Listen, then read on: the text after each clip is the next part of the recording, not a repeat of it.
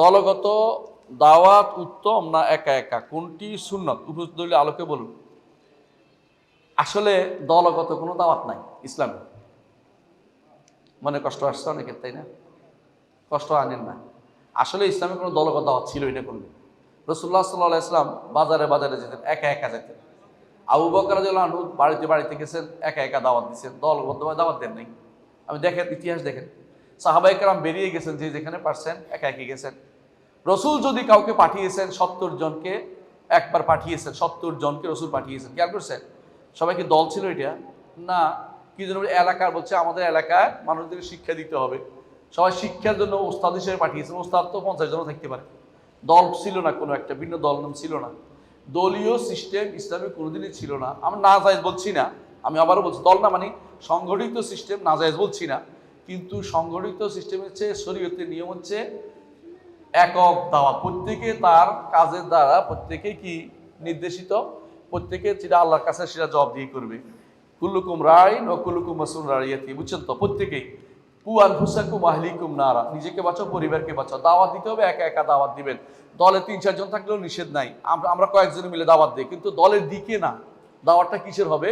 ইলা রব্বিকা, ইলা সাবিলি রব্বিকা, দলের দিকে দাওয়াত ইসলাম কোনোদিনই ছিল না। এই জন্য কোনো মাযহাবের দিকে দাওয়াত, কোনো সংগঠনের দিকে দাওয়াত ইসলামের সিস্টেম না। যে ব্যক্তিটা বলে যে আমরা সংগঠিত থাকলে উপকার আছে, কি উপকার আছে বলেন তো? উপকার আছে একটা, বলে যে আমাকে একজন বলছে উপকার আছে, এটা বাতিলরা আমাদেরকে উড়িয়ে ফেলে দিবে না, ভয় পাবে। আবু হানিফার একটা দল ছিল না, এই জন্য তাকে মারিয়ে ফেলছে, তাই না? দল থাকলে তো মারতে পারতো না, কথা বলা যায় আছে এটা, বুঝলেন কিনা? ইমাম বুখারী যদি একটা দল থাকতো, ইমাম বুখারীকে এইভাবে হানাফিজের শাসক ছিল, মারতে পারতো? তো ইমাম বুখারী একটা ভুল করছে না? ভুল করে নাই? কারণ ইসলামে এই দলীয় সিস্টেমটা কোনোদিনই ছিল না। আমাদের মধ্যে ইউরোপিয়ানরা এই সিস্টেম ঢুকাই দিচ্ছে, দল হইতেই হবে ঢুকাই দিচ্ছে। তবে দল বিরোধী আমি বলছি না, যদি সংগঠিত থাকে উপকার পাওয়া যায় উপকার করবেন। সংগঠিত থাকা বাধ্যতামূলক না, বা শরীয়তের কোনো নীতিও না। এই সংগঠিত হওয়া মানে দলীয়ভাবে সংগঠিত হওয়ার নিয়ম নাই, সংগঠিত দাওয়াতের নিয়ম আছে। সংগঠিত মানে এককভাবে দাওয়াত দিতে পারেন, কয়েকজনে মিলে দাওয়াত দিতে পারেন, আল্লাহর পথে দাওয়াত দিতে পারেন। কিন্তু যে আমার সংগঠনে নাই সে আমার শত্রু, যে ব্যক্তি এই চিন্তা করবে সেই সংগঠন করা হারাম।